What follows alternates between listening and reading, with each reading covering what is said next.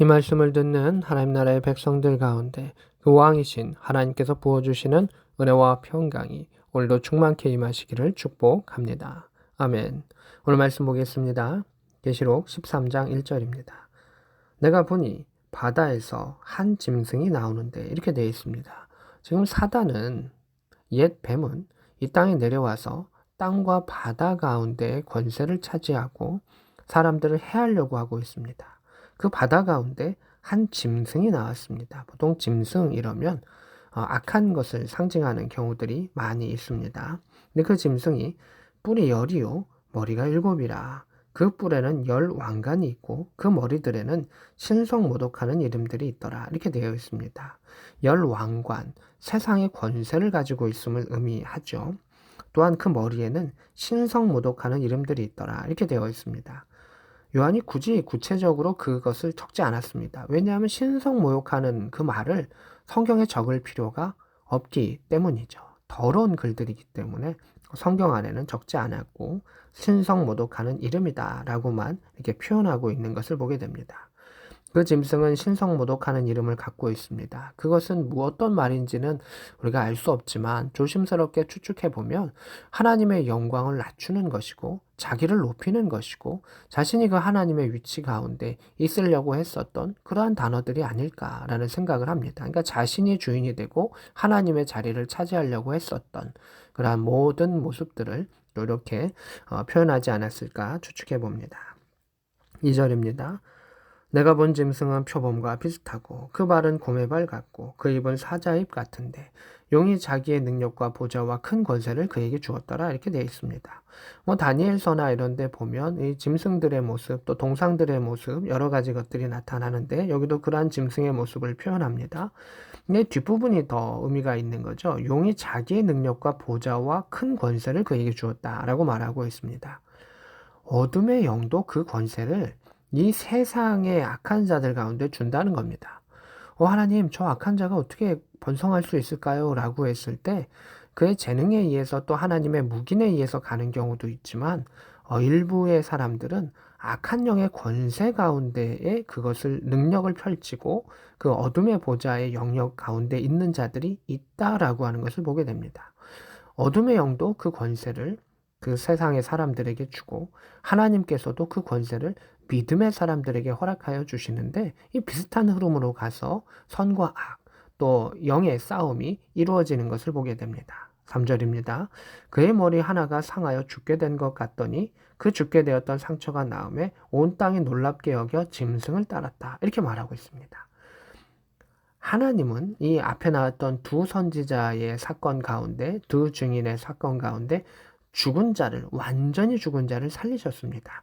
근데 사단은 완전히 죽은 자를 살릴 수 없습니다.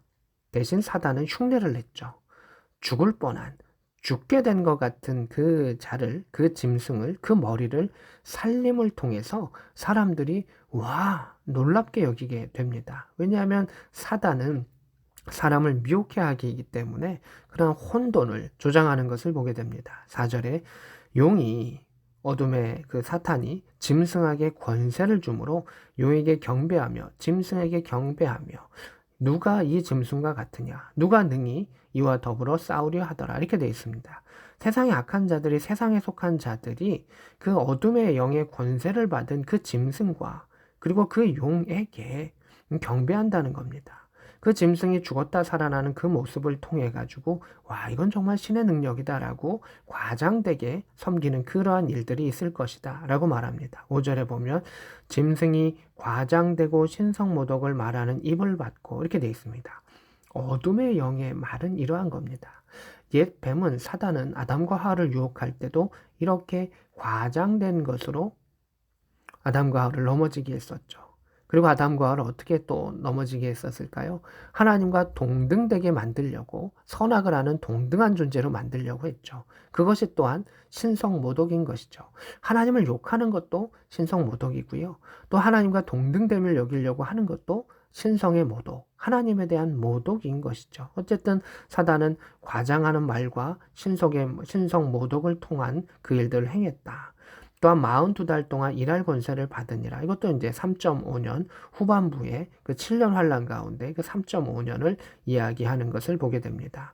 일할 권세를 받으니라 이렇게 말합니다. 6절입니다. 짐승이 입을 벌려 하나님을 향하여 비방하되 그 이름과 그 장막과 곧 하늘에 사는 자들을 비방하더라 이렇게 되어 있습니다. 신성 모독을 더 심하게 하는 거죠. 하나님을 향하여, 하늘을 향하여 하나님을 비방합니다. 오늘날에도 인터넷에 얼마나 하나님을 향한 그런 비방의 글들이 많은가라고 하는 그 안타까움을 갖게 됩니다. 그러나 종말의 때는 이러한 것들이 하늘을 향하여 하나님을 향하여 더 심해진다라고 하는 것을 보게 되고요. 그의 장막, 하나님께 계시는 그 성전과 그 장막, 그 하늘에 사는 자들, 하나님의 백성 그 자체, 이거 천국의 백성들조차도 그 백성을 향하여서도 조롱하는 말을 하는 것이 바로 사단이다. 또 사단의 권세를 받은 짐승이다 라고 하는 것을 보게 됩니다. 그래서 사단은 비방하는 자입니다. 그래서 이 믿음의 사람들을 참소할 뿐만이 아니라 종말할 때는 하나님을 향하여 그 장막을 향하여 하늘에 있는 구원받은 백성들을 향하여 조롱하는 그 일들이 있게 된다 라고 말합니다. 7절입니다. 권세를 받아 성도들과 싸워 이기게 되고 각 족속과 백성과 방언과 나라를 다스리는 권세를 받았으니 이렇게 되어 있습니다. 이게 7년 환란의 뒷부분이 7년 환란의 뒷부분이죠. 7년 환란의 그 특징은 뭐냐 하면 믿음의 사람들이 많이 같이 죽는 겁니다. 순교한다는 겁니다. 악한 자들과의 싸움 가운데 여기서 그 어둠의 영이 성도들과 싸워 이기게 되었다라고 하는 것은 그 악한 영들이 성도들을 순교시키는 그러한 일들이 많이 나타날 것이다 라고 말하고 있습니다. 저희도 말씀을 드렸지만 사단은 죽일 수 있는 그러한 능력은 있지만 부활의 능력은 있지 않습니다. 부활의 능력은 하나님께만 있죠. 그래서 우리가 이 땅에 우리의 목숨을 바치기까지 하나님께 충성되이 나아갈 수 있고 그러나 하나님께서는 그 생명을 살리시고 우리에게 영원한 생명으로 우리를 구원하시는 능력의 하나님이 우리와 함께 있기 때문에 잠시 전투에서 패할 수 있지만 전쟁에서 승리케 하시는 여호와 하나님이 우리와 함께 하십니다. 아멘. 다시 말씀으로 들어갑니다. 8절입니다. 죽임을 당한 어린 양의 생명체계. 이 단어가 중요하죠. 예수님도 죽임을 당하셨습니다. 예수님도 패한 것 같았습니다. 예수님도 그 생명을 빼앗기셨습니다. 그러나 예수님의 빼앗기심은 내려놓으셨고 하나님께서 그를 죽은 자 가운데서 살리셨기 때문에 그 어린 양의 그 피로 인해서 하나님께서 모든 생명을 살려주셨습니다. 그 어린 양의 생명책은 그 자신의 목숨을 하나님께 내어놓는 자, 하나님 안에 순종하는 모든 자들에게 구원의 능력을 허락하시는 것을 보게 됩니다. 어린 양의 생명책에 창세 이후로 이름이 기록되지 못한 자, 이 땅에 사는 자들은 다 그 짐승에게 경배하리라 이렇게 되어 있습니다.